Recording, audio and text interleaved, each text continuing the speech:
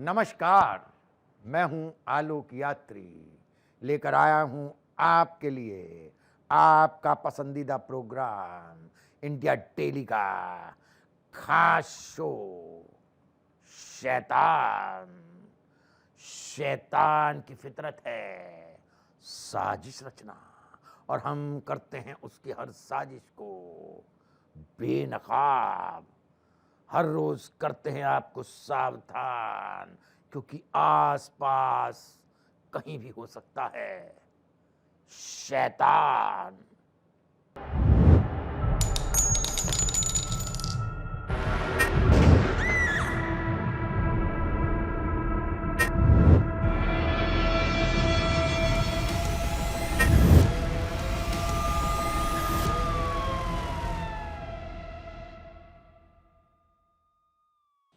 दुनिया डूबी थी नए साल के जश्न में। चारों ओर छूट रहे थे पटाखे, लेकिन कोई था जो इस जश्न के बीच में बना रहा था खूनी प्लान। जश्न के इस शोर में उठाया उसने ऐसा खौफनाक कदम जिसने बना दिया उसे शैतान। उसने एक नहीं, दो नहीं, बल्कि 5 हत्याकांड को दिया अंजाम। एक मां का पूत बन गया कुपूत। बहन के लिए जो भाई था रक्षक, वो ही बन गया भक्षक। आखिर कौन है वो शैतान जिसने दिया मां और 4 बहनों की हत्या को अंजाम?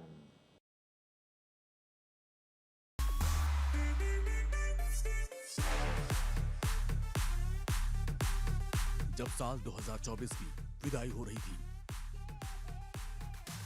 नए साल 2025 का आतिशबाजी कर स्वागत किया जा रहा था। दुनिया भर में लोग जश्न मना रहे थे। नए साल के जश्न में लोग डूबे हुए थे। चारों ओर खुशियां ही खुशियां थी। लेकिन कोई ऐसा था जिसके दिल और दिमाग में शैतानी खुराफात चल रही थी।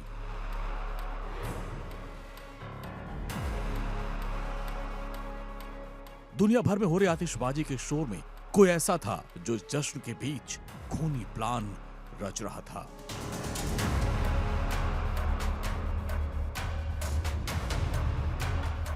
उसने एक ऐसा खौफनाक कदम उठाया और वो बन गया शैतान। पटाखों के शोर में उसने 1-2 नहीं बल्कि 5 हत्याकांड को अंजाम दिया। एक मां का पूत बन गया। एक बहन के लिए जो भाई रक्षक था, वही भक्षक बन गया। जो बॉडीज पे कुछ खुली चोटें हैं, कलाई पे, गर्दन पे, और जो है उन सभी के आधार पर और जो पंचायतनामा पोस्टमार्टम के आधार पर जो है हम लोग इन चीज़ों को फाइंड आउट करेंगे और इस पूरी घटना में क्या है उसके बारे में जानकारी कर आपको बता दिया जाएगा। वो मोहब्बत की नगरी आगरा का निवासी था, लेकिन उसी नगरी में ऐसी नफरत हुई कि उसने अपनी मां और 4 बहनों का खून कर दिया। लखनऊ के होटल में हुए सामूहिक हत्याकांड के आरोपी मोहम्मद अरशद आगरा के इस्लाम नगर टेढ़ी बगिया का निवासी है। आरोपी अरशद अपने परिवार के साथ रहता था। मोहल्ले वालों के मुताबिक करीब 2 हफ्ते पहले पूरा परिवार घर से बाहर गया था। किसी को कुछ नहीं बताया, लेकिन इस बीच मां और 4 बहनों की हत्याकांड से हर कोई हैरान है। आज दिनांक 1 जनवरी 2025 को थाना नाका क्षेत्र से एक सूचना प्राप्त हुई, जिसमें बताया गया कि अरशद है, लगभग 24 वर्षीय, आगरा का रहने वाला। इसको हिरासत में लिया गया है। प्रारंभिक पूछताछ में उनके द्वारा बताया गया है कि पारिवारिक कलह के चलते उनके द्वारा अपनी 4 बहनों और माता की हत्या कर दी गई है। अग्रिम पूछताछ इनसे की जा रही है। फील्ड यूनिट मौके पर पहुंच गई है। साक्ष्य संकलन की कार्रवाई की जा रही है।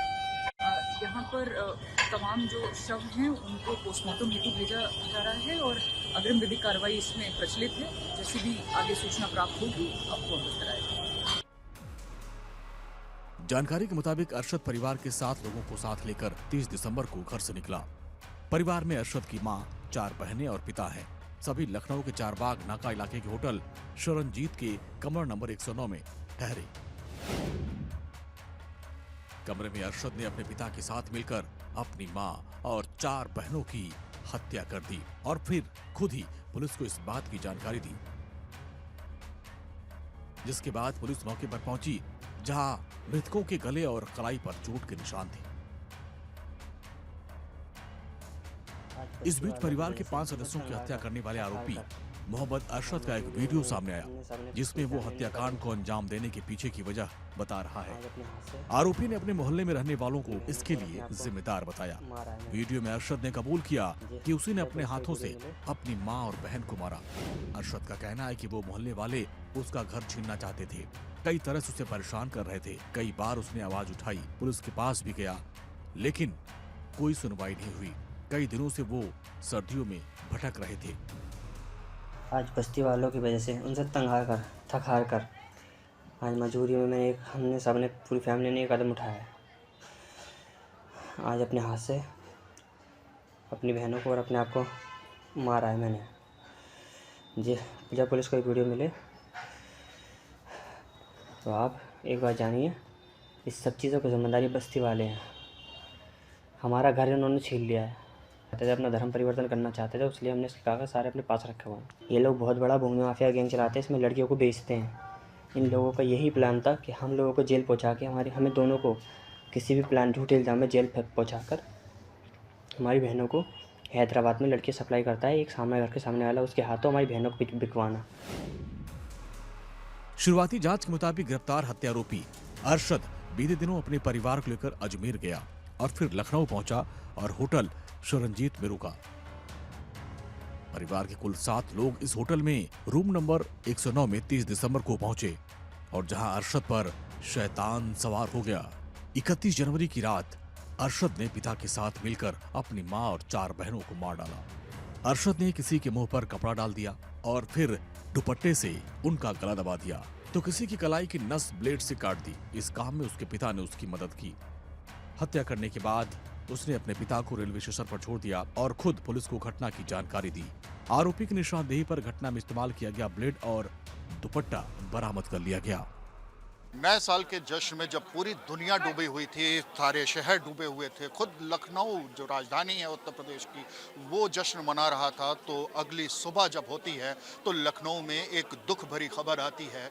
लखनऊ के नाका इलाके में एक होटल है शरणजीत, हम उसी होटल के ठीक सामने हैं और पता चलता है, पुलिस को सूचना पहुंचती है कि शरणजीत होटल में किसी ने 5 लोगों का मर्डर कर दिया है और ये 5 लोग एक ही परिवार के सदस्य बताए जा रहे हैं। 5 महिलाएं हैं, जिनमें 9 साल से लेके 40-42 साल की उम्र तक के लोग उसमें शामिल हैं। माँ और 4 बहनें, इनकी हत्या कर दी जाती है और हत्या की वजह बताई जा रही है कि घरेलू कलह है। लेकिन घरेलू कलह क्यों थी? ये पूरा परिवार 30 तारीख से यहाँ पे होटल में रुका हुआ था। रहने वाला ये बताया जाता है कि आगरा का है, आगरा से यहाँ पे पहुँचा हुआ था। परिवार में पिता भी शायद होटल में रुके हुए थे, लेकिन पिता का अभी तक कुछ पता नहीं चल पाया है। पुलिस जब इस पूरे मामले की तहकीकात के बाद अपना बयान देगी तब सच सामने आ पाएगा। लेकिन राजधानी लखनऊ में साल के पहले दिन सनसनीखेज तरीके से जो 5 लोगों का मर्डर हुआ है, उससे न सिर्फ सभी को हैरत है बल्कि दुख भी हो रहा है। वीडियो जर्नलिस्ट सर्वजीत सिंह के साथ अखंड तापशाही, इंडिया डेली, लखनऊ। वो उसकी जिंदगी थी, हसीन ख्वाब थी, जीवन संगनी थी। उसके बिना उसकी जिंदगी मायूस थी, लेकिन वो थी शैतानी दिमाग, जिसकी वजह से पुनीत खुराना हार गया जिंदगी की जंग। आखिर क्यों उठाया ऐसा कदम? फांसी लगाकर दे दी अपनी ही जान। लेकिन इस लेडी शैतान तक पहुंचने का राज खोलेगा 54 मिनट का वो वीडियो, जो खोलेगा पुनीत की सुसाइड का राज।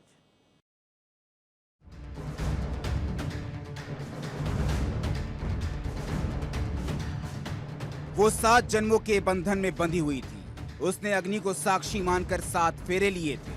उसने जीने मरने की कस्में खाई थी, क्योंकि दोनों एक दूसरे की जिंदगी थी, दोनों एक दूसरे के प्यार में बंधे हुए थे।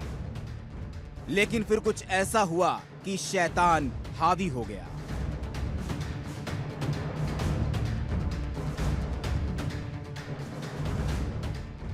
दोनों की जिंदगी सरपट दौड़ने ही वाली थी कि शैतान ऐसा हावी हुआ कि सब कुछ तबाह हो गया, सब कुछ बर्बाद हो गया। जिसे वो अपनी जिंदगी समझ रहा था, वो उससे नफरत करने लगी। बता दें कि दोनों की शादी 2016 में हुई थी और शादी के कुछ दिन बाद ही दोनों के बीच कहासुनी होने लगी। शादी के कुछ दिन बाद ही पति पत्नी के बीच विवाद होने लगा।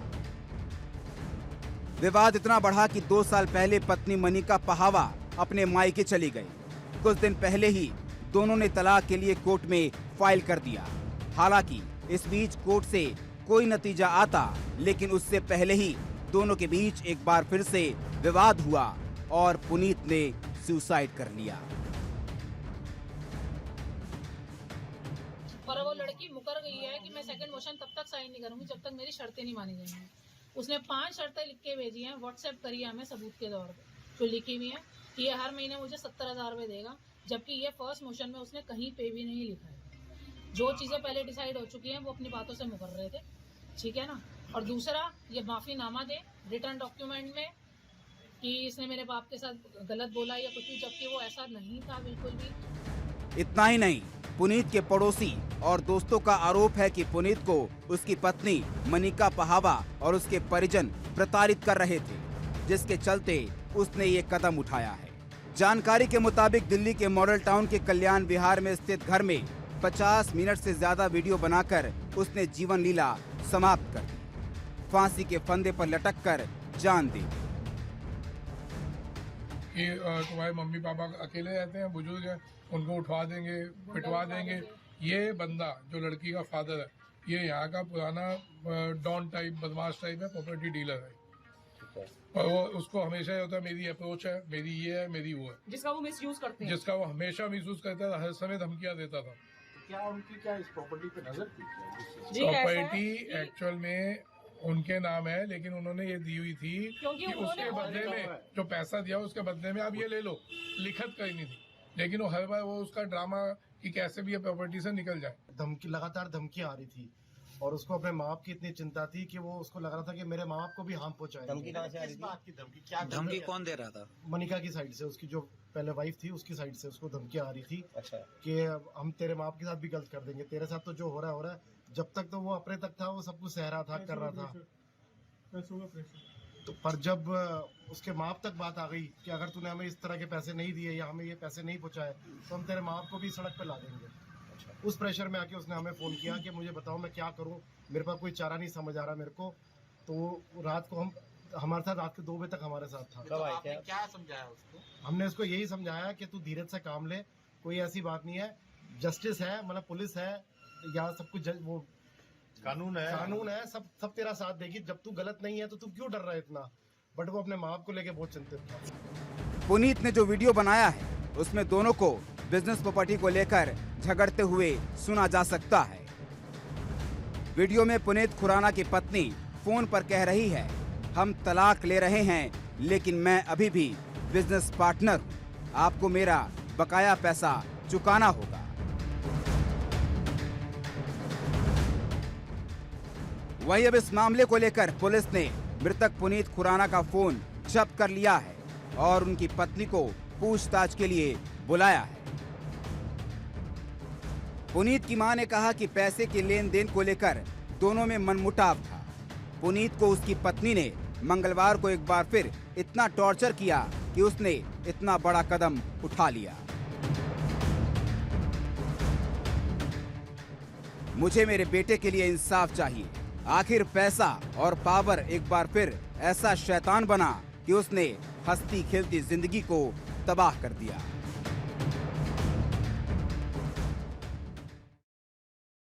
उसने ससुराल की दहलीज पर रखा जैसे ही कदम, तो पत्नी की भाभी ने दर्ज करा दी रिपोर्ट।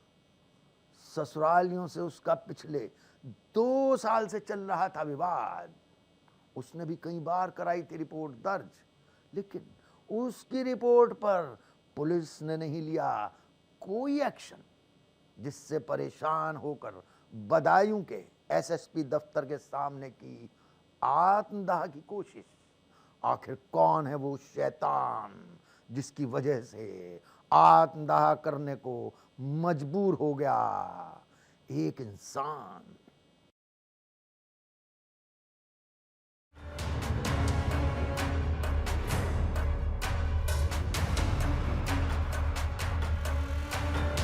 ससुराल में दामाद की आवभगत की जाती है, स्वागत सत्कार किया जाता है, लेकिन दामाद ससुराल पहुंचा तो पत्नी की भाभी ने रिपोर्ट दर्ज करवा दी। मामला यूपी के बदायूं का है, जहां एक शख्स ने एसएसपी दफ्तर के सामने खुद पर पेट्रोल डालकर आग लगा दी। इससे वहां हड़कंप मच गया। युवक के आग लगाते ही पुलिसकर्मी और अन्य लोग उसे बचाने दौड़ पड़े। किसी तरह आग बुझाकर उसे जिला अस्पताल में एडमिट कराया गया। गुलफाम नाम का, जो कि नई सराय का रहने वाला है, इसका अपने ससुराली जनों से 2 वर्षों से विवाद चल रहा है, जिसमें कई मुकदमे कोतवाली, मुजरिया और सिविल लाइंस में पंजीकृत किए गए हैं। पीड़ित का नाम गुलफाम है और उसका दावा है कि 2 दिन पहले मुझसे ई रिक्शा चलाने के दौरान 2200 रुपए छीन लिए गए। इस घटना के बाद पुलिस ने एफआईआर दर्ज नहीं की। सीओ ने डोडा लगाकर जेल भेजने की धमकी दी, जबकि दूसरी ओर पुलिस का कहना है कि गुलफाम पर उसकी महिला रिश्तेदार ने 1 दिन पहले ही एफआईआर दर्ज कराई थी, इसलिए वो तनाव में था। जानकारी के मुताबिक नई सराय निवासी युवक का उसकी पत्नी से विवाद चल रहा था, जिसके चलते पत्नी अपने मायके में रह रही है। 2 दिन पहले साले की पत्नी ने युवक के खिलाफ छेड़खानी की धाराओं में रिपोर्ट दर्ज कराई थी। इस मामले में एसएसपी डॉक्टर ब्रजेश कुमार का कहना है कि गुलफाम का अपने ससुराल वालों से 2 साल से विवाद चल रहा है, जिसके जनपद के अलग अलग थानों में कई मुकदमे दर्ज हैं। 30 तारीख को वो अपने ससुराल गया था। दिनांक 30 को गुलफाम के द्वारा अपने ससुराल में जबरदस्ती घुसा गया। उसकी सलहज के द्वारा एक अभियोग पंजीकृत कोतवाली में कराया गया।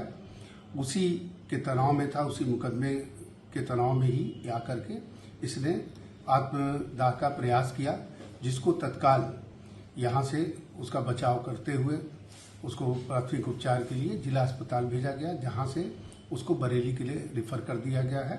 उसका उपचार चल रहा है। आगे की कार्रवाई, विधिक कार्रवाई की जाएगी।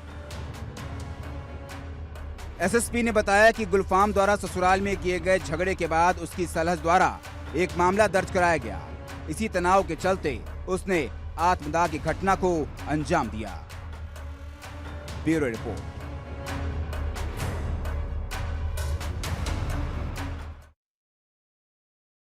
वो दोनों उम्र के उस पड़ाव पर थे जहां सिर पर सवार रहता है इश्क का जुनून। एक दूसरे के प्यार में खाई जाती हैं जीने मरने की कस्में। 2 ऐसे दोस्त जिनमें थी गहरी दोस्ती, लेकिन एक दोस्त के सिर पर सवार हुआ शैतान। उसने अपनी ही दोस्त की प्रेमिका को करना चाहा बदनाम। उसके बाद दोस्ती में पड़ी ऐसी दरार जिसमें सामने आया सनसनीखेज हत्याकांड।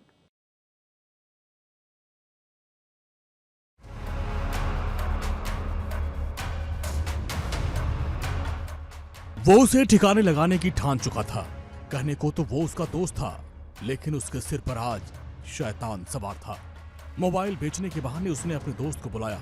पहले मोबाइल बेचा और फिर दोनों ने पार्टी की, और फिर उसके बाद उस शैतान दोस्त ने एक जघन्य हत्याकांड को अंजाम दिया, जिसे सुनकर हर कोई हैरान है और पुलिस भी परेशान है। कल देर शाम थाना कंकरखेड़ा पुलिस को एक छात्र जिसका नाम अभिनव है, उम्र करीब 16 वर्ष है उसके गुमशुदगी की सूचना मिली थी कि ये लास्ट टाइम 5 बजे के आसपास अपने एक दोस्त के साथ बेगम पुल के पास देखा गया था। सूचना के आधार पर पुलिस द्वारा 2 टीमें लगाई गई थी इसमें, और इसमें जब पूछताछ की गई, जांच पड़ताल किया गया, और जो छात्र था जिसके साथ ये देखा गया था लास्ट टाइम, उसको बुला के जब सख्ती से पूछा गया तो उसके द्वारा बताया गया कि अभिनव इसका दोस्त था, और जो ये छात्र था उसके फ़ोन में उसकी गर्लफ्रेंड के साथ खुद की इसकी कुछ वीडियोस थी, जो अभिनव ने इसका जो कहना है कि निकाल लिया था उनको फ़ोटोज़ को लेके। उसी चीज़ को लेके नाराज़ था, उससे चिढ़ा हुआ था, इसने फिर ये प्लानिंग की थी। मेरठ के रहने वाले और 11वीं क्लास में पढ़ने वाले दोनों दोस्तों के बीच दोस्ती बहुत पुरानी थी, लेकिन अपने ही दोस्त की एक ऐसी हरकत दूसरे दोस्त को नागवार गुजरी। दरअसल एक दोस्त ने अपने दोस्त की गर्लफ्रेंड की कुछ तस्वीरें और कुछ वीडियो उसके मोबाइल से चुरा ली, और इन्हीं तस्वीरों में कुछ ऐसी थी जो समाज में दिखाने लायक नहीं थी। इस बात का पता जब दूसरे दोस्त को लगा तो वो अपना आपा खो बैठा। आलम यह हुआ कि 11वीं में पढ़ने वाले इस नाबालिग आरोपी ने बाकायदे अपने ही दोस्त को निपटाने का पूरा प्लान तैयार किया। उसने उसे कोचिंग के बाद काली नदी पर मिलने को बुलाया और फिर सुनसान एक इलाके में उसके सिर पर हथौड़े से कई हमले किए और उसे मौत के घाट उतार दिया, और उसके सिर पर तब तक वो हथौड़े से वार करता रहा जब तक उसकी जान नहीं चली गई। मरने के बाद भी वो उसे मारता रहा और फिर वहां से फरार हो गया। इसने अपना फ़ोन बेचने के नाम पे, जो ये लड़का है नाबालिग जो भी है, इसने करीब 8,000 रुपये में अपना अबू लेन पे कहीं फ़ोन बेचा है। उस फ़ोन को बेचने के बाद ये इसको साथ ले गया शाम को, और कहीं पे ये लोग खाए पिए कुछ, और खाने पीने के बाद ये भावनपुर के पास, जो काली नदी के पास एक ट्यूबवेल के पास जाके इसने, जो कि पहले से एक हथौड़ा साथ लेके आया था, उस हथौड़े से इसने सिर पर वार कर इसका मर्डर कर दिया गया है। इसकी छात्र की निशानदेही पे हमने जो शव है उसको बरामद कर लिया गया। आला कत्ल भी बरामद हो चुका है। शव का पंचनामा कराकर पोस्टमार्टम की कार्रवाई कराई जा रही है। अभी जो ये छात्र है, ये नाबालिग है, इसे हिरासत में ले लिया गया है और इसे अब माननीय न्यायालय के सामने पेश कर इसमें अग्रिम विधायी कार्रवाई की जा रही है। जिस छात्र की हत्या हुई उसके पिता किराना के व्यापारी हैं। बेटा काफी समय से लापता था। परिवार वालों ने उसे फोन किया लेकिन उसका मोबाइल स्विच ऑफ था। इसके बाद बेटे को ढूंढने के लिए परिवार वाले कोचिंग सेंटर पहुंचे और जहां उन्हें पता चला कि कोचिंग की छुट्टी थी। काफी देर तक उसे ढूंढा गया लेकिन जब तलाश पूरी नहीं हुई तो पुलिस को इत्तला दी गई। पुलिस ने छात्र की लोकेशन सोप्रेक्स मॉल के पास ट्रेस की और यहीं से खाकी को आरोपी दोस्त की भी लोकेशन मिली। इसके बाद पुलिस ने पूछताछ की तो आरोपी दोस्त ने कत्ल की पूरी दास्तान पुलिस के सामने खोलकर रख दी। सर मेरा भाई है, मेरे चाचा जी का लड़का। क्या नाम? अभिनव कुमार। उसकी ना कल मृत्यु हो चुकी है, मतलब मर्डर कर दिया गया है। वो अपने दोस्त के साथ में सुबह 10 बजे से निकला था कोचिंग के लिए, बट कोचिंग की छुट्टी थी उस टाइम पे। फिर वो दोनों आबू लेन की तरफ गए, बेगम पुल की तरफ। फिर पता नहीं वो उसे कहाँ ले गया। उसका फ़ोन स्विच ऑफ आने लगा। लोगों को टेंशन होने लगी तो कोचिंग सेंटर में गए। चाचा जी अपने मंगल पांडे नगर में ही कोचिंग सेंटर है। फिर वहाँ पे जाके पता चला कि कोचिंग आज बंद है, छुट्टी है। तो लगा कि दोनों बंक पे है। तो उस लड़के से पूछा कि आर्यन, वो अभिनव कहाँ है, मेरा भाई मतलब। तो उसने जवाब दे दिया कि मैं मुझसे नहीं मिला। लेकिन वो उसी टाइम पे किसी शॉप पे, गैजेट फॉर यू की एक शॉप है आबू लेन पे ही सदर में, उस पे गए थे दोनों। तो वहाँ से हमने कैमरा चेक कराए तो पता चला कि वो उसी के साथ था। पुलिस की माने तो हत्याकांड का खुलासा हो गया है। आरोपी छात्र को पुलिस ने पकड़ लिया, लेकिन इसके बाद भी पीड़ित परिवार वालों के मन में पुलिस की कार्यशैली पर कई सवाल है। यही वजह है कि लोगों ने सड़क पर जाम भी लगाया और हर किसी की यही मांग है कि आरोपी छात्र के साथ जो और लोग इस हत्याकांड में शामिल हैं, उन्हें भी पुलिस जल्द से जल्द गिरफ्तार करे। इतनी बड़ी जो घटना होती है, हम उम्र आदमी हो, आप किसी को पिस्तौल से मारोगे तो मर जाएगा, गोली दूर से अकेला मार सकता है, चाकू दे दोगे तो मर जाएगा। एक हथौड़े से लेकर हम उम्र आदमी जो कि जवान 17 साल का वो है, 17 उसी के हम अपने आदमी हो, कोई आदमी अकेला कैसे मार देगा जी? भैया मुझे औरों के किसी के नाम नहीं मालूम, मैं झूठ कह दूँ किसी को, ये तो पुलिस का काम है, पुलिस उससे उगलवाए। ये तो वो बताएगा जो पकड़ा गया है वो बताएगा जी कि और कौन है उसके साथ में। दोस्ती विश्वास के महीन धागे से बंधी होती है, लेकिन जब इसी दोस्ती में दरार पड़ती है तो कई बार क्राइम की वो वारदात सामने आती है जो डराती भी है और ये भी बताती है कि रहिए सावधान, क्योंकि दोस्त में भी छुपा हो सकता है शैतान। Bureau report, India daily.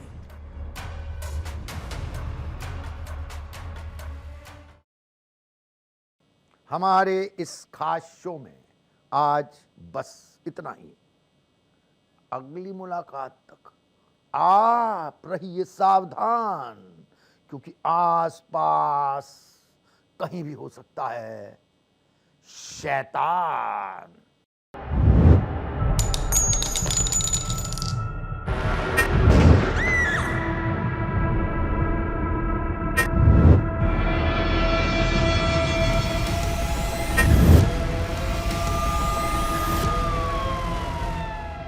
Hello बेटा। मिस्टर विकास के साथ कौन है? बस बेटा थोड़ी देर और। वो मिस्टर विकास की फाइल आप पॉलिसी बाजार। मैम, आपका हेल्थ इंश्योरेंस क्लेम अप्रूव हो गया है, अब आप सर को घर ले जा सकती हैं। क्लेम के टाइम पे हमेशा आपकी हेल्प को तैयार। पॉलिसी बाजार, 1 करोड़ का हेल्थ इंश्योरेंस सिर्फ 390 रुपए महीने से शुरू।